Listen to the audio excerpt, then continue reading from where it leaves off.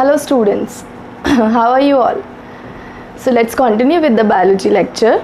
So we have started with chapter Principles of Inheritance and Variation, in which in the last lecture we have discussed about the exceptions or variation to Mendel's law of codominance, Mendel's law of dominance, in which we have studied about incomplete dominance, codominance, and I also told you one more concept of multiple allelism. Okay, now we will study some more exceptions to Mendel's laws, Mendel's principles, variations or exceptions you can say. Means how sometimes in some situations the Mendel's laws or principles, they do not you can say obey. Okay, so let's start with the first one. As we have already discussed about three, in which three conditions where the Mendel's laws were not followed. Now let's see the next one. Next one is called pleiotropy. Pleiotropy, or it is also called pleiotropic genes. So pleiotropic genes are those genes which shows more than one phenotype or phenotypic effect. Means you know that according to Mendel's laws or principles, one gene can show one phenotypic effect. Like if a gene has two alleles, one gene at one time will show one phenotypic effect. Okay, but if it shows more than one phenotypic effect or multiple phenotypic effects, then this is called pleiotropy or pleiotropic genes.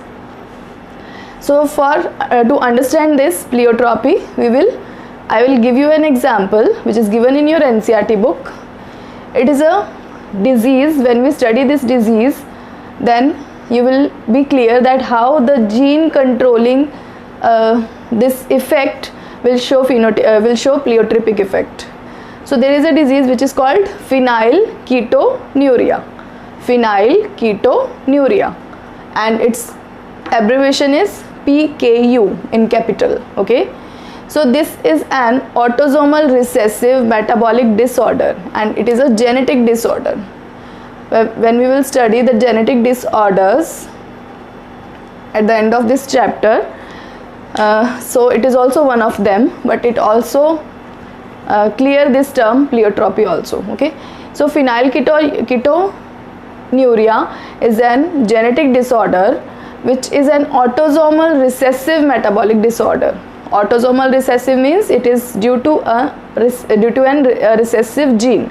As we have discussed, there are dominant and recessive genes, but here the gene controlling this effect is a recessive gene, so it will show itself only in the homozygous condition. Okay, अगर heterozygous condition होगी तो ये gene जो है अपना effect show नहीं कर पाएगी. Okay, and what is the reason why this disorder happens? Because it is caused due to the absence of an enzyme phenylalanine hydroxylase. So this is an enzyme phenylalanine hydroxylase. So here you can see phenylalanine hydroxylase. So this enzyme helps to convert phenylalanine into tyrosine. It is a reactant which will convert into tyrosine amino acid. Phenylalanine will be converted into tyrosine in the presence of this enzyme. And you know that always an enzyme is produced due to the you can say due to a functional gene. जैसे मैंने आपको बताया था, कोई भी gene अपना effect कैसे show करती है, वो प्रोटीन प्रोड्यूस करती है, तभी वो अपना इफेक्ट या करेक्टर या फिनोटाइप शो करती है. और you know that enzymes are also proteins, they are the modified proteins. तो ये जो एंजाइम प्रोड्यूस किया है जिस जीन ने, ये एंजाइम क्या करता है, फिनाइलएलेनाइन को टायरोसिन में कन्वर्ट करता है. If this gene is not present or if this gene is not working, then in the absence of this gene, this enzyme will not be produced. Obviously अगर ये enzyme किसी एक particular gene के effect से produce हो रहा है जो कि किसी chromosome के ऊपर present है, तो ये इस वजह से produce हो रहा है, and which will help it to convert phenylalanine into tyrosine. If this gene does not work or in the absence of this enzyme, the phenylalanine concentration in the body will increase obviously. So in the absence of this enzyme, the phenylalanine concentration will increase in our body, and due to this the accumulated phenylalanine will start converted into phenylpyruvic acid. अगर phenylalanine present है और ये enzyme present है तो उससे क्या होगा, phenyl alanine किस में कन्वर्ट होगा, टायरोसिन में, which is a normal condition. But if this enzyme is not present, in the absence of this enzyme, this phenyl alanine, the high concentration of phenyl alanine will start converting into phenyl pyruvic acid. क्योंकि ये breakdown तो होगा नहीं तो इसका amount बढ़ता जाएगा, concentration increase होती जाएगी and this will finally converted into phenyl pyruvic acid, and this phenyl pyruvic acid will cause damage to brain. So this is an example of pleiotropic gene.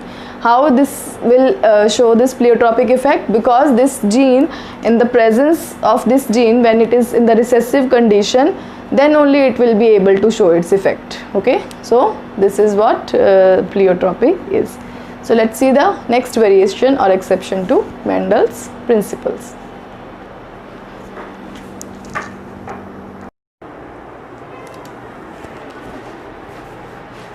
So let's see the next variation or exception to Mendel's law.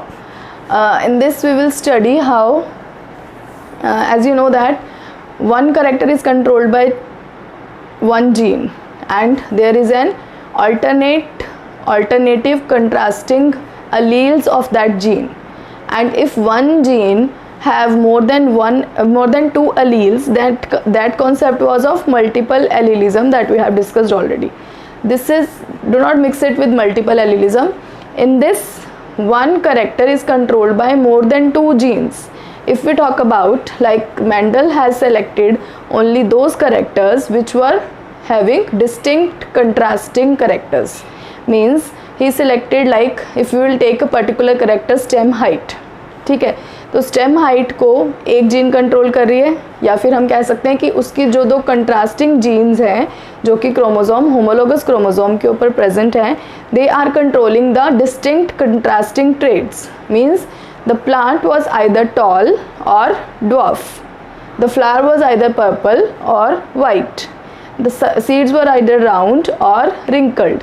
There was not an intermediate trait और character in case of Mendel. जो Mendel ने एक specific pea plant पे study किया था, उसने luckily 7 contrasting traits को लिया था जिसमें 2 जीन्स थी जो कि कंट्रास्टिंग ट्रेट्स को कंट्रोल कर रही थी.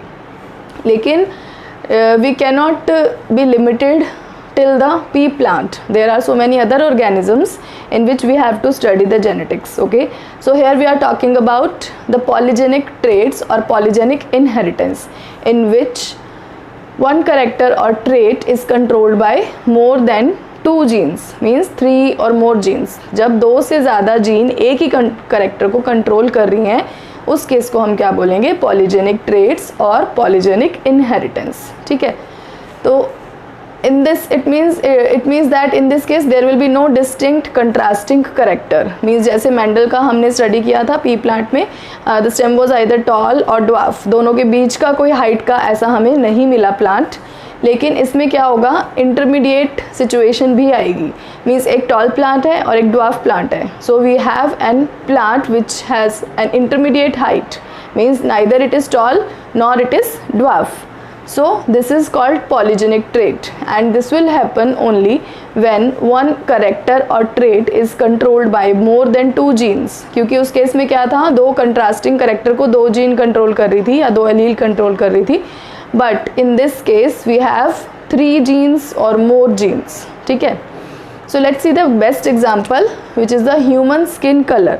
Human skin color जो है वो polygenic trait को follow करता है, prove करता है, because it is controlled by 3 genes. तो ह्यूमन स्किन कलर के लिए 3 जीन्स होती हैं which is represented by A, B and C.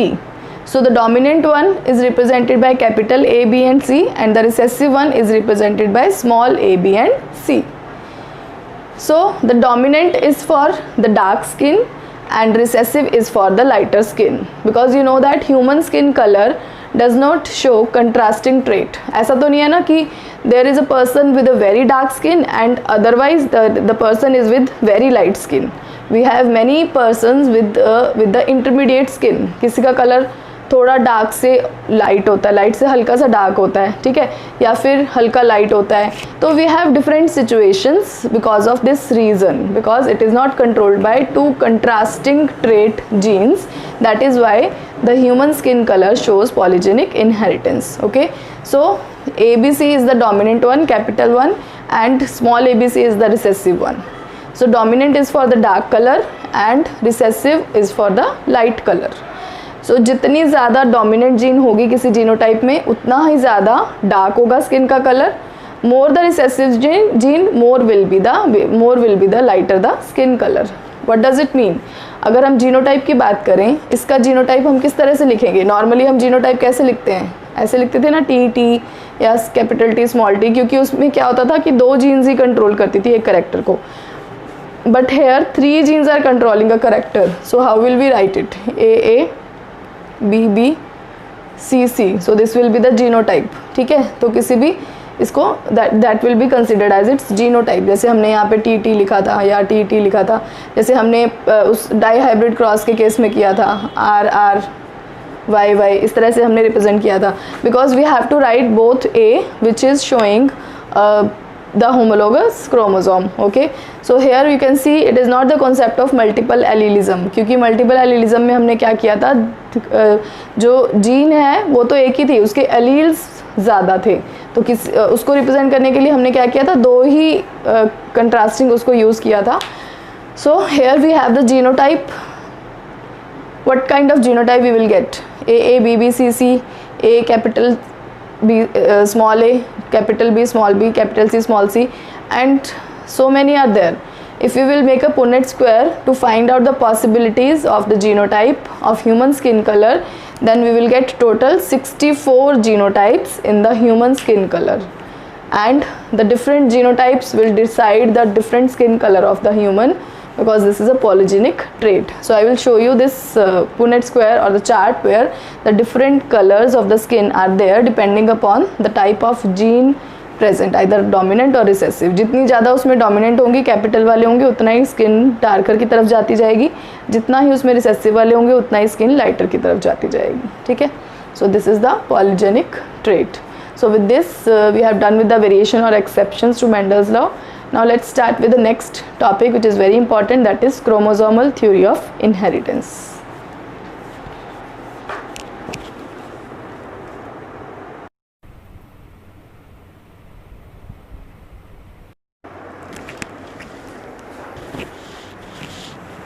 So next topic is chromosomal theory of inheritance. As we know that we have studied about Mendel's work, and I told you that Mendel's work was not recognized, or it did not get success because it was not published properly. In the first lecture of this lesson, I told you the reasons for Mendel's getting unsuccessful, and later on we have studied that Mendel's work was rediscovered by 3 scientists in 1900. So they then find out that the Mendel's work was very effective, and they again republished it at a wide level. Then the people came to know about the Mendel's work and he got success. ठीक है, because after with the passage of time, the advancement in the technology, in the publications, that will be improved. Okay, that is why the 3 scientists, when they rediscovered Mendel's work, they got success. तो 1900 में Mendel के work को success मिली, क्योंकि इन 3 scientist ने उसका work high level पे, international level पे publish किया. ठीक है, बट लेटर ऑन इन 1900 के बाद, after 2 years of Mendel's work, there were 2 scientist, Sutton and Boveri. They because as I told you कि जैसे जैसे टाइम पास होता गया वैसे वैसे ही टेक्नोलॉजी में एडवांसमेंट आती गई, and the microscope that was used by Mendel was not so that effective as compared to the microscopes that were used by that day scientists. तो उसके बाद क्या हुआ, जैसे जैसे टेक्नोलॉजी में एडवांसमेंट आती गई, so the scientists, they were able to see the chromosomes, that was the darkly stained structures which was present inside the nucleus. तो उन्होंने देखा कि जो chromosomes है वो न्यूक्लियस के अंदर प्रेजेंट हैं, और then these 2 scientists, W. Sutton and Theodore Boveri, in 1902 they observed the chromosomes under the microscope, and they gave this idea that actually chromosomes are responsible for heredity. Means chromosomes act as a vehicle to transfer the characters from parents to offspring, not the genes. Means they said that Mendel's work was tremendous. He told us that the factors will take the character from parents to offspring. Factors उसने जो word use किया था gene की replacement पे किया था, अभी जो हम जिसको हम जीन बोलते हैं उसने फैक्टर का नाम दिया था. बट सुटन और बोवेरी ने क्या बोला कि जीन्स नहीं होते, क्रोमोसोम्स होते हैं जो कि हेरिडिटी व्हीकल्स की तरह वर्क करते हैं, जो कि कैरेक्टर्स को या ट्रेड्स को एक जनरेशन से पेरेंट से ऑफस्प्रिंग में ट्रांसफ़र करने का काम करते हैं. ठीक है, तो उनके बेस पे they gave the chromosomal theory of inheritance. That was just the introduction of this theory and they री एक्सप्लेन द मेंडल्स लॉज. तो उन्होंने क्या किया, जीन और क्रोमोसोम दोनों को कंपेयर किया, दोनों का वर्क को कंपेयर किया. How do they move during gamete formation. तो जितने भी मेंडल ने लॉज दिए थे वहाँ पे उन्होंने क्या किया, जीन की जगह पे, फैक्टर की जगह पे क्रोमोसोम को क्रेडिट दिया पूरा. You can say they gave credit to chromosome, that chromosome is responsible for transmission of characters. As we know that genes are present over the chromosomes, but 100% this theory cannot be applied because genes are the actual structures which are responsible, which are the hereditary vehicles which will transfer the characters from parents to offspring. So now let's see the comparison of Mendelian factors या genes with the chromosomes. कि उसने जो Mendel के laws थे, जो how the gamete formation जो Mendel ने cross बना के हमें बताया था, वो सारा उसने क्या किया, क्रोमोसोम्स को यूज़ करके प्रिपेयर किया. And he compared the Mendel's factor with the chromosome and he gave this chromosomal theory of inheritance. So let's see the theory.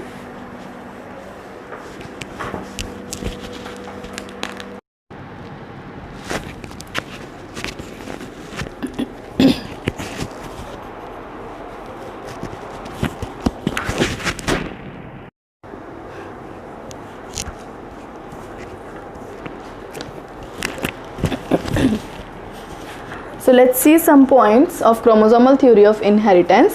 As I told you that the Sutton and Boveri, who gave this chromosomal theory of inheritance, they told that whatever rules are followed by genes of the Mendel or Mendelian factors are also followed by chromosomes. So for this he gave some points. They gave some points that both the chromosomes as well as the Mendelian factors are transmitted from generation to generation in an unaltered form through gametes.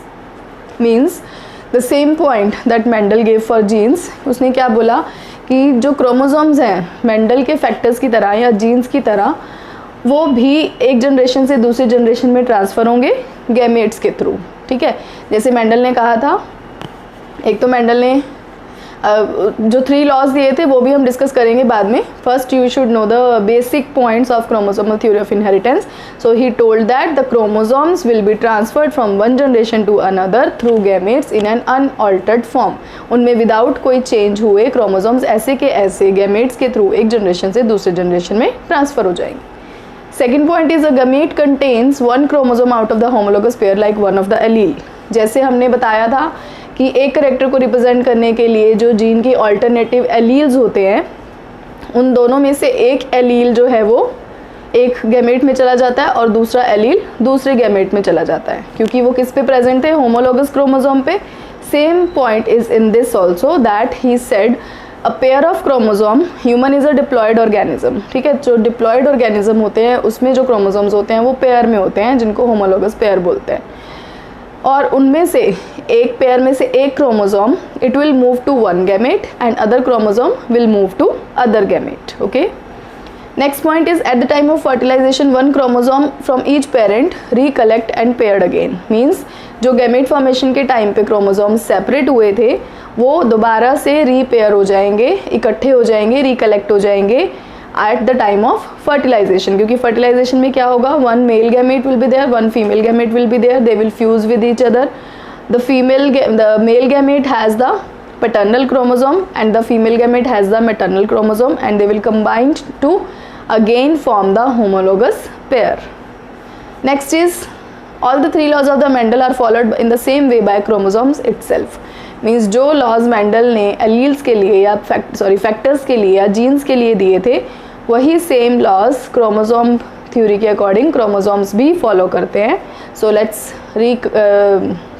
you can say remind again the 3 laws of the Mendel by taking the example of chromosomes कि chromosomes किस तरह से Mendel के तीनों laws को follow कर रहा है, ठीक है। So let's see the crosses.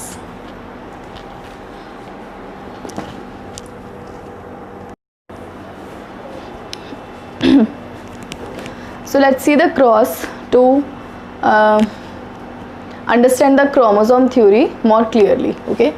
So here I have shown the same way that Mendel represent the parental generation, the gametes, F1 generation, again gametes, and F2 generation. But in this case I have shown you the chromosomes. In that case we did just write TT and like this, but here I have shown you the chromosomes, so that because we are comparing genes, the movement of genes with the chromosomes, okay. So this is the parental generation, mother, that is the egg or ovum, and sorry, not egg, this is the somatic cell because gametes will be formed later. So this is the cell from mother and this is the cell from father. So here I have shown the example of only one chromosome because we are just getting the point which was given by the chromosomal theory of inheritance. आप assume करिए कि इस cell के अंदर बस 2 ही chromosomes हैं और single homologous pair है। तो एक जो रेड मैंने आपको ये रोड शेप स्ट्रक्चर दिखाया है, दैट इज़ एक्चुअली 1 क्रोमोसोम और उसके साथ में जो प्रेजेंट है वो उसका होमोलोग क्रोमोसोम है, ठीक है। और जो मदर के सेल के अंदर क्रोमोसोम्स होते हैं उनको हम बोलते हैं मैटरनल क्रोमोसोम्स, और जो फादर के सेल के अंदर क्रोमोसोम्स होते हैं उनको हम बोलते हैं paternal. As we know that they both are from same species, obviously we are showing the cross. So this is one homologous pair in the mother and same homologous pair will be present in the father because they both are of same species, ठीक है। Now the gamete formation will takes place. The 2 ovum will be formed and here the 2 types of sperms will be formed. So one ovum will get 1 chromosome each, here also 1 chromosome each. Then when the first F1 generation will be there, the 2 possibilities are there, obviously, one with the red and one with the blue, one with the red and one with the blue, जैसे हमने normally Mendel के cross में किया था। Again the gamete formation will takes place. Now we will do the selfing between these 2. The gamete formation, there will be 2 types of gametes formed, one with the red one with the blue one with the red one with the blue one.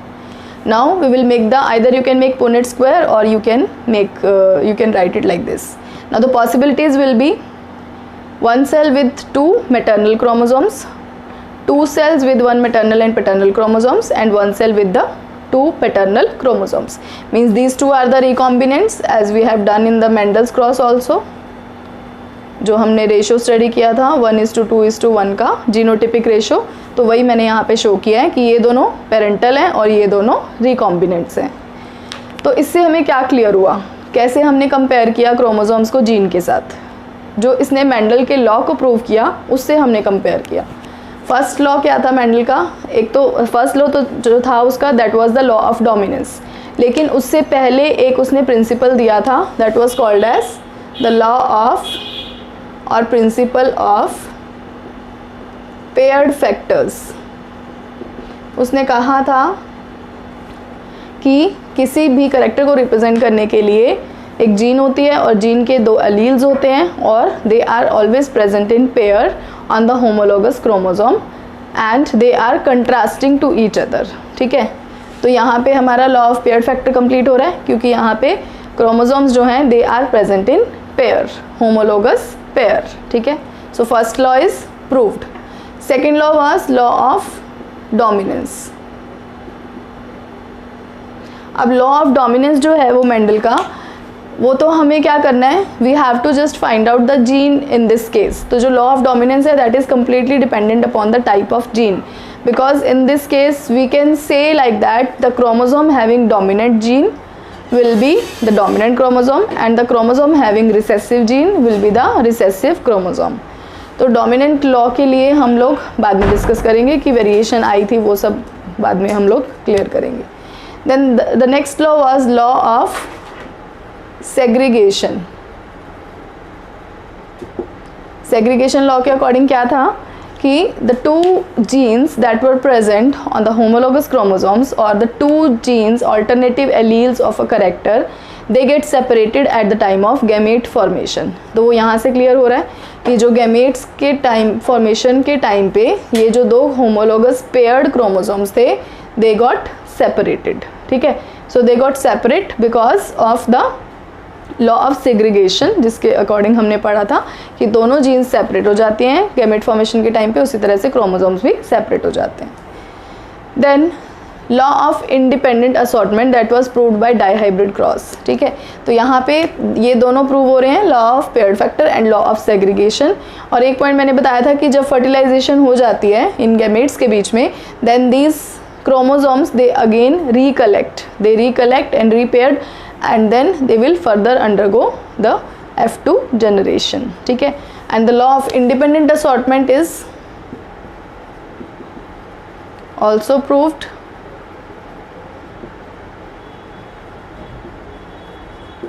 यहाँ पे उसके लिए हम क्या करेंगे, दो chromosome pair को show करेंगे. सेम यही क्रॉस आपको दिखाना है जैसे हमने डाइहाइब्रिड क्रॉस मेंडल में किया था, उसमें हम क्या करेंगे, दो क्रोमोसोम्स पेयर को शो करेंगे. मीन्स यहाँ पे आप एक और क्रोमोसोम बना सकते हैं.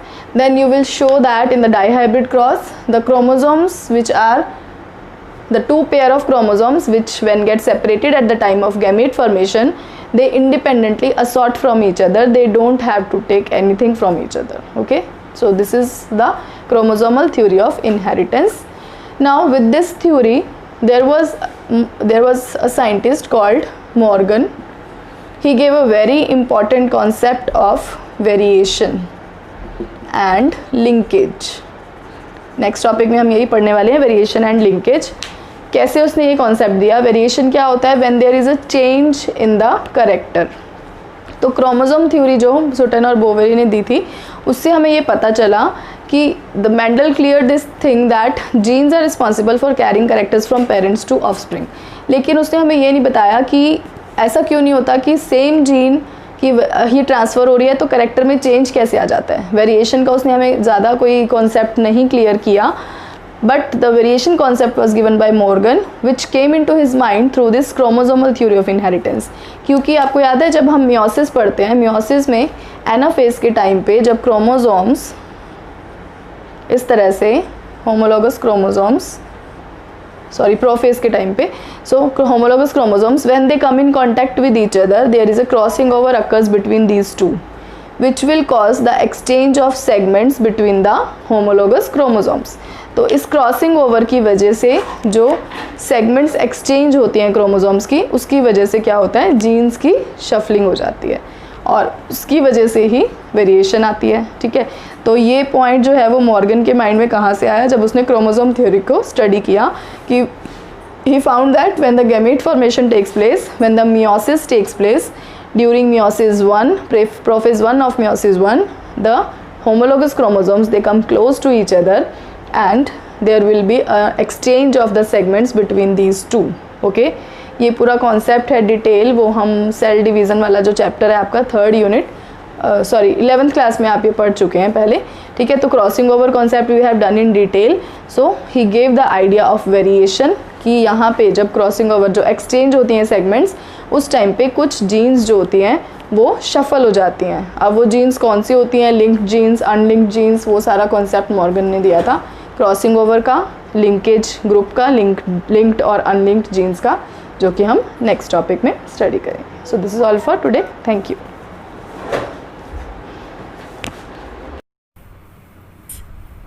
The theory, in simple words, stated that individual genes are found at specific locations on a particular chromosome. Also, the pattern of behavior of the chromosomes during meiosis explains us the Mendelian laws as to why and how the genes are inherited. The theory, and thus the laws of genetics, can be explained well with the help of exactly 3 points or observations. The first point said that chromosomes come in pairs. These are now called homologous pairs by us. one chromosome from the pair comes from the mother while the other from the father. Isn't this what Mendel had hypothesized about genes too? He said that factors, now called genes, come in pairs. One factor of the pair is from the mother and the other from the father. The next point stated that the chromosomes from a single pair separate from each other during the process of meiosis. That means one chromosome will be passed to the respective gamete. This is just the simplest explanation of Mendel's law of segregation. In the law, Mendel emphasized on the separation of factors, that is alleles, into gametes. The last observation of the theory states that different chromosomes assort into gametes independent of each other during meiosis. This is what even Mendel had said in his law of independent assortment. The alleles of the different genes assort independent of each other during gamete formation. This is how the chromosomal theory of inheritance helps us understand that the genes are present on chromosomes, and also that they are the units of heredity. This is how the theory supported Mendel's work and was useful in proving the laws of genetics put forth by Mendel. However, now the question is, how was this theory accepted? What results were presented to prove this theory right and acceptable? A few years later, another legendary scientist named Thomas Hunt Morgan carried out a few experiments on the little fruit fly Drosophila melanogaster. His experiments confirmed Sutton and Bovary's theory further. With all this, Mendel's long-ignored work gained recognition and the remarkable laws of genetics were accepted.